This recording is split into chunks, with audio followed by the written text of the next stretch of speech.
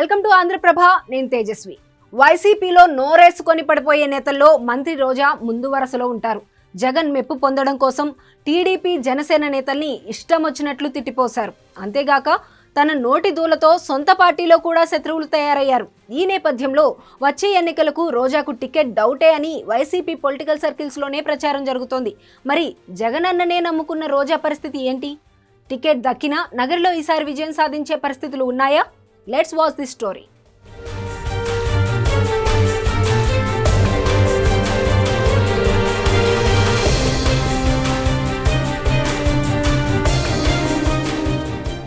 ఉమ్మడి రాష్ట్రంలో నగరి నియోజకవర్గం టీడీపీకి కంచుకోట.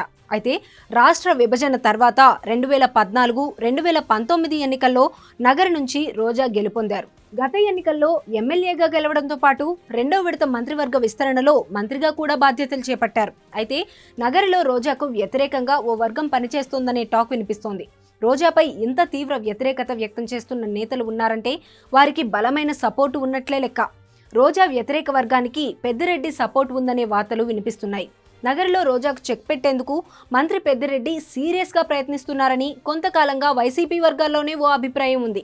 ఉమ్మడి చిత్తూరు జిల్లా మొత్తం తన గుప్పిట్లో ఉండాలని పెద్దిరెడ్డి రామచంద్రారెడ్డి అనుకున్నారు. కానీ రోజాకు మంత్రి పదవి దక్కడంతో ఆమె ఆయనకు వ్యతిరేక వర్గంగా మారిపోయారు.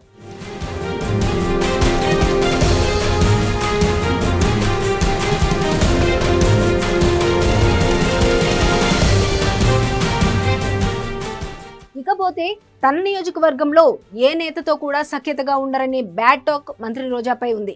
నగరి నియోజకవర్గంలో మొత్తం 5 మండలాలు ఉన్నాయి. 5 మండలాలకు చెందిన ముఖ్య నేతలు కూడా ఆమెకు వ్యతిరేకమే.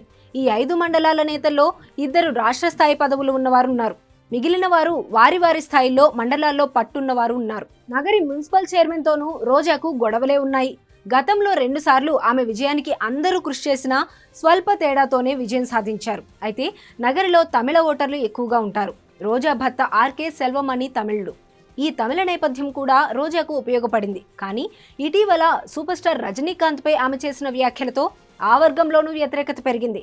దీంతో వాళ్ళంతా కూడా సమావేశం పెట్టుకుని మరోసారి రోజాకు ఛాన్స్ ఇస్తే గెలిపించేది లేదని తీర్మానించుకున్నారు.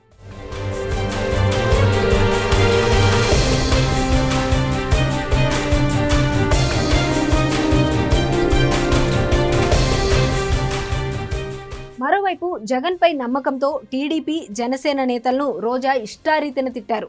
జనసేన అధినేత పవన్ పై తీవ్ర స్థాయిలో విరుచుకుపడ్డారు. దీంతో ఆమెకు వైసీపీ టికెట్ నిరాకరించినా వేరే పార్టీకి వెళ్లే ఆప్షన్ కూడా లేకుండా పోయింది.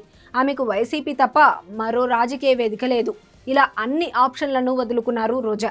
ఈ పరిస్థితుల్లో జగన్ ఆమెకు మొండి చేయి చూపిస్తే రోజా ఎలా రియాక్ట్ అవుతారు అన్నది ఆసక్తికరంగా మారింది. మరి జగన్ ఎలాంటి నిర్ణయం తీసుకుంటారో అన్నది వేచి చూడాలి.